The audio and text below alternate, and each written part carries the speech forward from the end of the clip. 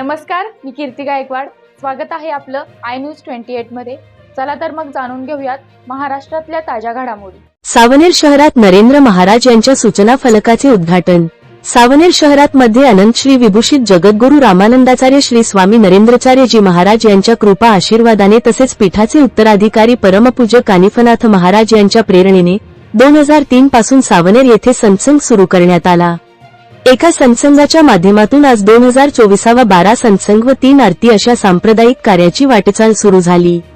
संप्रदायामध्ये सुरू असलेले सत्संग व आरत्या यांचा सूचनाफलक तालुक्यात दर्शनीय भागात असावा असे स्वामीच्या श्रीमुखातून व संघटनेच्या माध्यमातून अनेकदा सांगण्यात आले, परंतु तो दिवस आज दिनांक 24 नोव्हेंबर 2024 रोज रविवारला प्रदीर्घ वर्षानंतर बघायला मिळाला.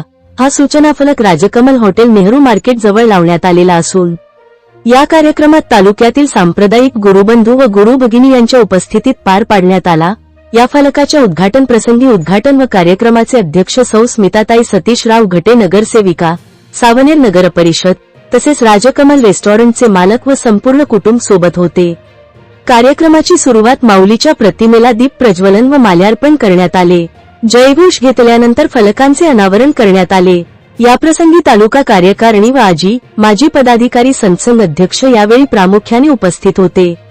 त्यामध्ये देवेंद्रजी दलाल, उमेश काळे, संजय मानकर, राजकुमार आरगोडे, सुधीर रोग, मोरेश्वर पून, किशोर बालपांडे, राहुल काळे, अर्चना मानकर, विशाल मोरे, गुड्डू नगारे, शांता आरगोडे, वनिता ढोक, वसुंधरा काळे, सुकन्या दहीकर, सुधाकर चव्हाण, शुभम एकुळकर, असंख्य गुरुबंधू भगिनी उपस्थित होते.